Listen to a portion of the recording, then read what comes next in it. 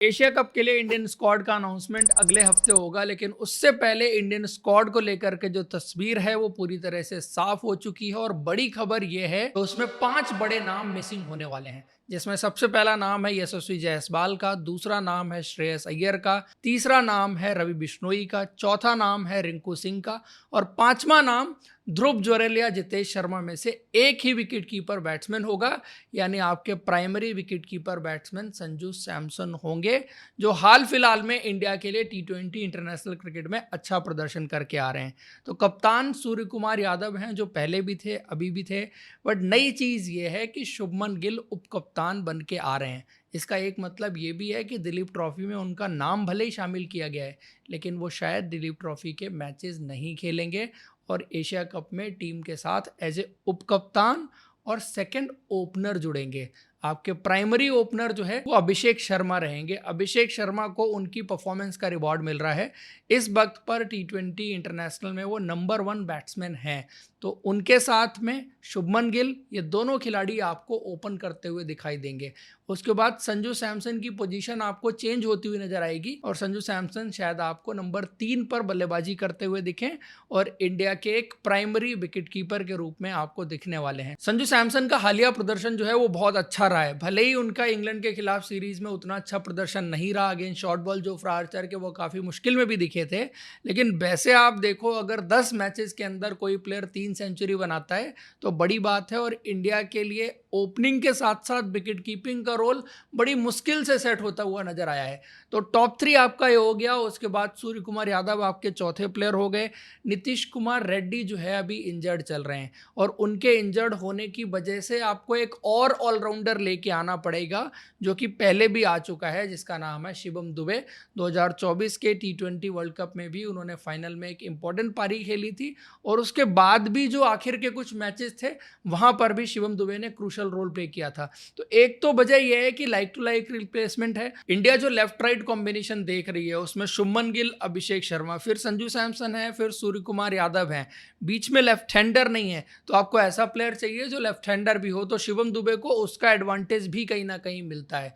तो शिवम दुबे इंडिया की टीम में आ जाएंगे। रमनदीप सिंह के नाम की चर्चा हो सकती थी, बट शायद एक्सपीरियंस और पहले इंडिया के लिए खेले हुए और परफॉर्मेंस किए हुए प्लेयर हैं, तो शिवम दुबे को कुछ और रीजन से भी यहाँ पर बैक किया जा सकता है।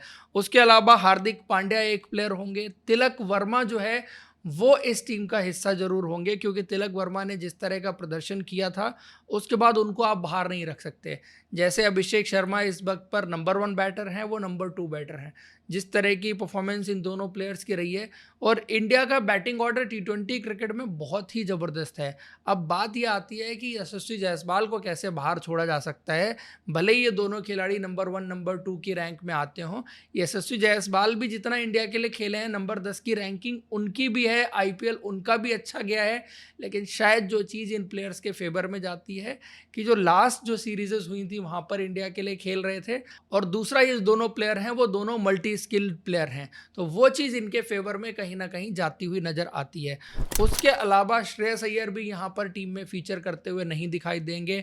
ऑलराउंडर्स में अगर आप बात करें तो हार्दिक पांड्या, शिवम दुबे के अलावा और अक्षर पटेल इस टीम के वाइस कैप्टनसी के कैंडिडेट भी थे, लेकिन अब शायद वो रेस में कहीं पीछे छूट गए हैं और शुभमन गिल जो है वो इंडिया के वाइस कैप्टन और ओपनर टी20 क्रिकेट में बनने वाले हैं।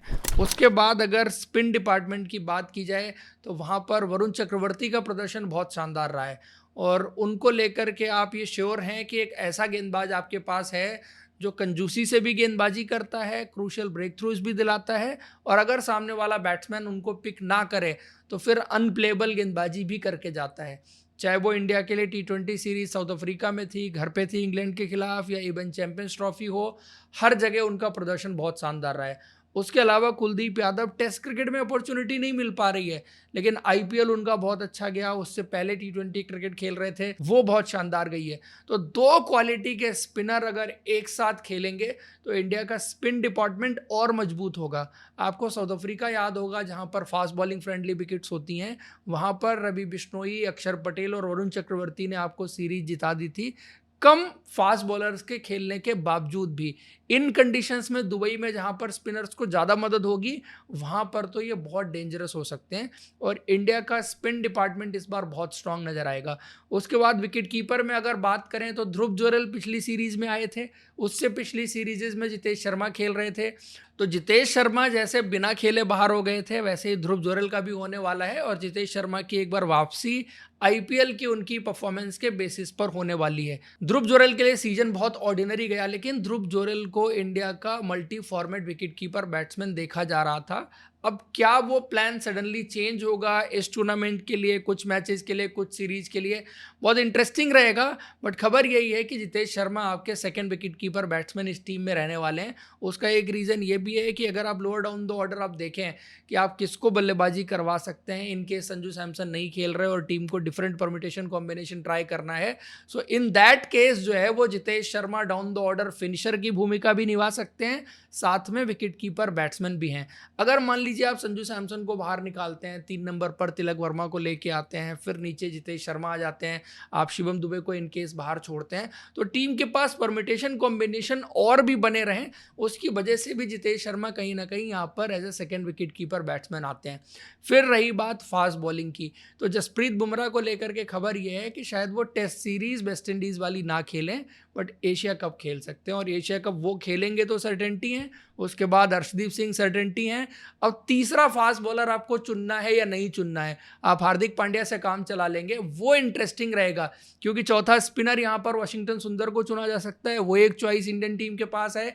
या फिर आप एक तीसरा फास्ट बॉलर हर्षित राणा के रूप में चुन लें, या फिर आप एक बैट्समैन को कम करके वाशिंगटन सुंदर को चुन लें, तो 4 स्पिनर और 3 फास्ट बॉलर का कॉम्बिनेशन भी बन सकता है। इंडिया के पास इस वक्त पर प्लेयर हैं, आप किसी को भी पिक करिए, इंडिया की टीम अच्छी ही बनेगी, चाहे बैटिंग हो, चाहे बॉलिंग हो, चाहे स्पिन डिपार्टमेंट हो। बट फिर भी इंडिया के लिए जो ज़्यादा बड़ा कंसर्न है वो फास्ट बॉलिंग है। फास्ट बॉलिंग में जसप्रीत बुमराह हैं, आपकी बॉलिंग अलग दिखती है, लेकिन जसप्रीत बुमराह को आप उसमें से हटा दीजिए, बॉलिंग आपको थोड़ी सी कमज़ोर नज़र आती है, स्पेशली फास्ट बॉलिंग। और आप 11 भी देखिए, बड़ी स्मूथ है, ईजी है, कोई भी बना सकता है कि अभिषेक शर्मा और शुभमन गिल ओपन कर रहे हैं, संजू सैमसन 3 खेल रहे हैं, सूर्या 4 हैं, उसके बाद शिवम दुबे 5 हैं, हार्दिक पांड्या 6 हैं। अभी आप जानते हैं कि 5-6 में स्विच कभी भी हो सकता है एज पर रिक्वायरमेंट, आप देखिए। उसके बाद नंबर 7 पर आप देखिए तो अक्षर पटेल आपके लिए बल्लेबाजी करने के लिए आ जाते हैं और उसके बाद इंडिया के 2 स्पिनर वरुण चक्रवर्ती, कुलदीप यादव आ जाते हैं और फिर 2 फास्ट बॉलर अर्शदीप सिंह और जसप्रीत बुमराह आ जाते हैं।